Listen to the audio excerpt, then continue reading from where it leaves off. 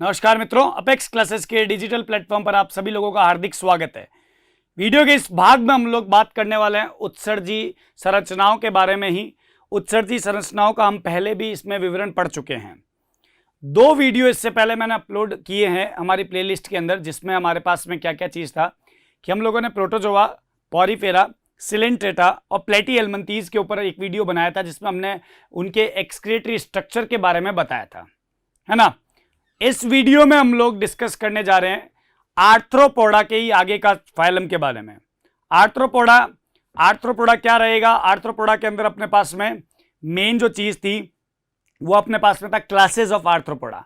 Last video के भाग में मैंने आप लोगों को आर्थ्रोपोडा का क्लास यानी वर्ग इंसेक्टा के बारे में स्टार्ट करवाया था, कीट वर्ग के बारे में। और कीट वर्ग के बारे में ही आपको ये बताया था कि इसमें कितने प्रकार की संरचनाएं रहती है। तो पिछले वीडियो को एक बार रिकॉल करते हुए एक बार बढ़ते हैं अपन लोग आगे। देखिए, अपन लोग ने बात कर रहे थे जिसके बारे में, वो था आर्थ्रोपोडा। क्या था आपके पास में? आर्थ्रोपोडा। आर्थ्रोपोडा के अंदर अपन लोगों ने बात किया था क्लास इंसेक्टा का। किसके बारे में बात किया था? क्लास इंसेक्टा के बारे में डिस्कस किया था।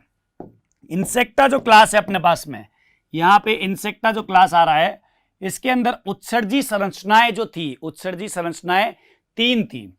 कौन कौन सी थी? एक थी मेलपिगी नलिका। क्या थी बेटा? मेलपिगी नलिका। दूसरी थी आपके पास में यूरेट कोशिका। कौन सी थी बेटा? यूरेट कोशिका। और तीसरी आपके पास में थी नेफ्राइटिस सेल, नेफ्राइटिस कोशिका या पेरिकार्डियल कोशिका। ये 3 प्रकार की कोशिकाएं थी, मेलपिगी नलिका, यूरेट कोशिका और नेफ्राइटिस सेल। ये 3 तरह की सेल्स थी, है ना, जिसमें हम लोगों ने लास्ट वीडियो में डिस्कस कर लिया था मेलपिगी नलिकाएं किस तरीके से उत्सर्जन का कार्य करती है। तो वीडियो के इस भाग में हम लोग बात करने वाले हैं यूरेट कोशिका किस तरीके से कार्य करती है और नेफ्राइटिस कोशिका किस तरीके से कार्य करती है। किस चीज के लिए? उत्सर्जी पदार्थ को रिमूव करने के लिए किस प्रकार से कार्य करती है। देखिएगा, यहां पे हमारे पास में जो आ रहा है वो 2 नंबर पे बात कर रहे हैं हम लोग किसके बारे में? यूरेट कोशिका। यूरेट कोशिका का बहुत जबरदस्त रोल है भैया, ठीक है। आर्थ्रोपोडा यानी स्पेशली कॉकरोच की बात कर रहे हैं हम लोग यहां पे। यूरेट सेल क्या करती है? यूरेट सेल जो इंसेक्ट्स है यानी कीट है, उनकी देह गुहा में बहने वाला जो द्रव है यानी कि जो हीमोलिम्फ है, उसमें से यूरिक अम्ल को क्या करती है? उठा लेती है और अपने अंदर संग्रहित कर लेती है। क्या कर लेती है? संग्रहित कर लेती है। लेकिन संग्रहण करने के बाद में ये उसे बॉडी से बाहर नहीं फेंकती है, सिर्फ अपने अंदर संग्रहित करके रख लेती है। तो इस प्रकार का उत्सर्जन क्या होता है? संग्रहण उत्सर्जन होता है, जिसमें जो फ्लूइड है, जो द्रव है शरीर का यानी देह का जो द्रव है, उससे क्या होता है आपके पास में? यूरिक अम्ल को उठा लिया जाता है ना, लेकिन उसको देह से यानी बॉडी से बाहर नहीं फेंका जाता है। तो यूरेट सेल स्टोरिंग सेल की तरह कार्य करती है। किसकी तरह कार्य करती है? स्टोरिंग सेल की तरह। तो यहां पे पहला बिंदु क्या लिखेंगे? ये वसीय कोशिका होती है। क्या होती है बेटा? वसीय कोशिका होती है। पहला पॉइंट ये आपके पास में ये आएगा, वसीय कोशिका होती है। और कहां मिलती है बेटा ये? और यह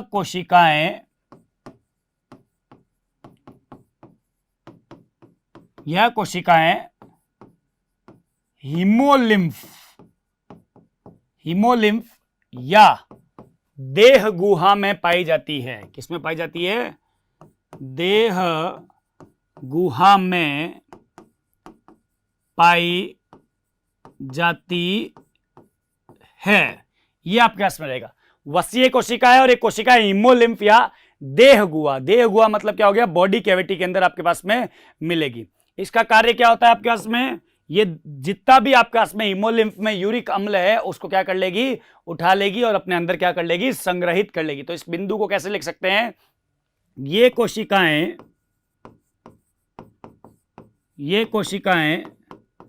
यूरिक अम्ल का यूरिक अम्ल का संग्रहण करती है एवं क्या करेगी, इसको अपने अंदर क्या कर लेगी, स्टोर कर लेगी। और क्या करेगी ये, एवं यूरिक अम्ल को हीमोलिम्फ मतलब जो अंदर द्रव होता है इसका, हीमोलिम्फ से हटा देती है। लेकिन यह कोशिकाएं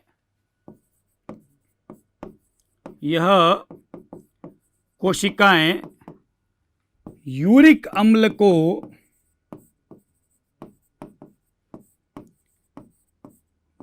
देह से यानी बॉडी से बाहर उत्सर्जित नहीं करती है, अर्थात अपने अंदर क्या रखती है, संग्रहित रखती है। अर्थात क्या करती है बेटा, अपने अंदर संग्रहण करने का कार्य करती है। समझ गए। इस टाइप के, इस प्रकार के उत्सर्जन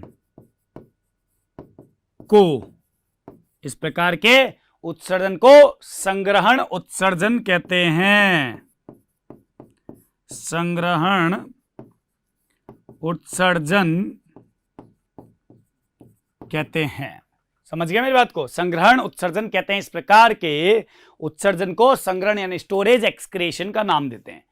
तो यूरेट सेल ने क्या किया, सिर्फ यूरिक अम्ल का संग्रहण किया और कुछ भी नहीं किया है। 2 नंबर पे, यानी ये अपन ने बात कर लिया यूरेट के बारे में। अपने पास में क्या है, नेफ्राइटिस सेल है। तो अपन बात करते हैं यहां पे किसके बारे में, नेफ्राइटिस कोशिका के बारे में बातचीत करते हैं। इसको पेरिकार्डियल कोशिका भी कहते हैं। क्या कहते हैं, पेरिकार्डियल सेल। नेफ्राइटिस सेल या पेरिकार्डियल सेल, नेफ्राइटिस या पेरिकार्डियल सेल के अंदर आपके पास में क्या चीज रहती है। सबसे पहली बात, ये सेल प्रेजेंट कहां रहेगी, ये सबसे मेन बात है। ये रहती है आपके पास में, पहले मैं बता देता हूं, इसका लिख देता हूं कि पेरिकार्डियल कोटर में रहती है। फिर बताता हूं आपको पेरिकार्डियल कोटर कहां पे होते हैं, ठीक है ना। ठीक आ रहेगी, ये पेरिकार्डियल कोटर में पाई जाती है। अब इसको समझो कि पेरिकार्डियल कोटर कौन सा। देखिए, आर्थ्रोपोडा में भी खंडी भवन की प्रक्रिया होती है। खंडी भवन से मतलब इनकी भी देह खंडों में विभक्त होती है ना।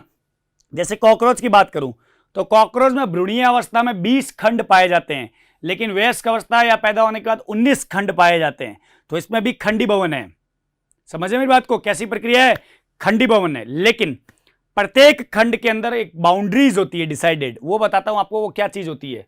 देखिएगा, थोड़ा सा आपको प्रयास करना है समझने का। अगर आप प्रयास कर लेंगे तो यहां पे आराम से समझ पाएंगे। यहां पे मान लेते हैं अपने पास में ये एक क्या है, खंड है, यानी एक सेगमेंट है कॉकरोच की बॉडी का, है ना। तो यहां पे इसकी ये वाली जो भित्ति होती है इसको बोलते हैं पृष्ठीय भित्ति। क्या बोलते हैं, पृष्ठीय भित्ति। ये होती है, इसको बोलते हैं अधर भित्ति। क्या बोलते हैं, अधर। इसको बोलते हैं पार्श्व भित्ति, और इसको भी क्या बोलते हैं बेटा, पार्श्व भित्ति, है ना। क्या बोलते हैं, पार्श्व भित्ति, पार्श्व भित्ति, और पृष्ठीय और अधर भित्ति। अब देखिए यहां पे पृष्ठीय भित्ति का एक और नाम होता है इसमें, यहां पे इसको टर्गा भी बोलते हैं बेटा। क्या बोलते हैं, टर्गा या टर्गम। इसको स्टर्ना बोलते हैं। क्या बोलते हैं, स्टर्ना, यानी कि स्टर्ना, ठीक है। पार्श्व जो होता है उसको प्लूरा बोलते हैं, प्लूरल प्लेट का नाम देते हैं, ठीक है। इनको सब प्लेट्स बोलते हैं। क्या बोलते हैं, प्लूरा। प्लूरा यानी प्लूरल प्लेट। ये भी प्लूरल प्लेट, ये भी प्लूरल प्लेट, ये भी प्लूरा आ गया, ठीक है ना। ये चीज ध्यान रखना। समझ गए मेरी बात को। तो इसमें 4 तरह की प्लेट मिलती है एक खंड के अंदर। कॉकरोच में 4 तरह की प्लेट मिलती है। टाइप 3 होते हैं, नंबर में 4 होती है।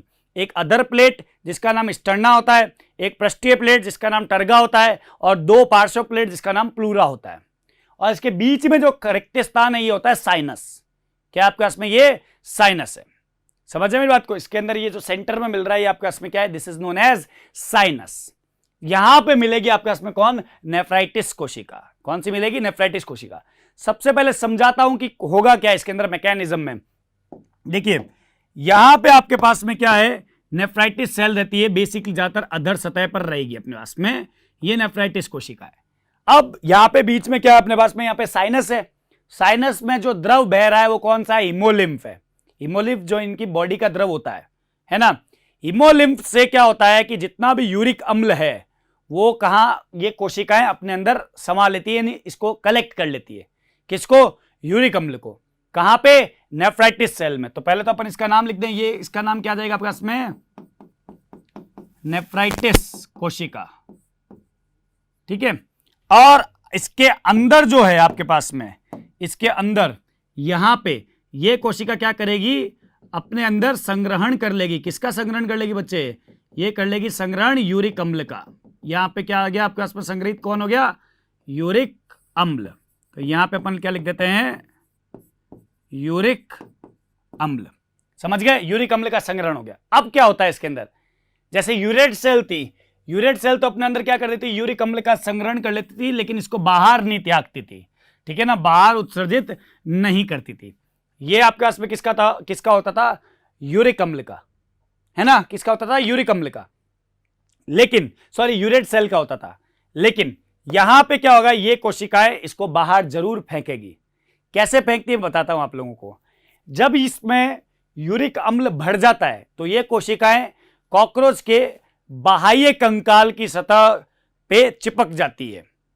कॉकरोच का बाह्य कंकाल के लिए कुछ बिंदु थोड़ा सा समझने का प्रयास कीजिए। मैं आपको समझा देता हूं कि जो कॉकरोच का बाह्य कंकाल होता है बेटा, वो किससे बना होता है, काइटिन से निर्मित होता है। किससे निर्मित होता है, काइटिन से निर्मित होता है।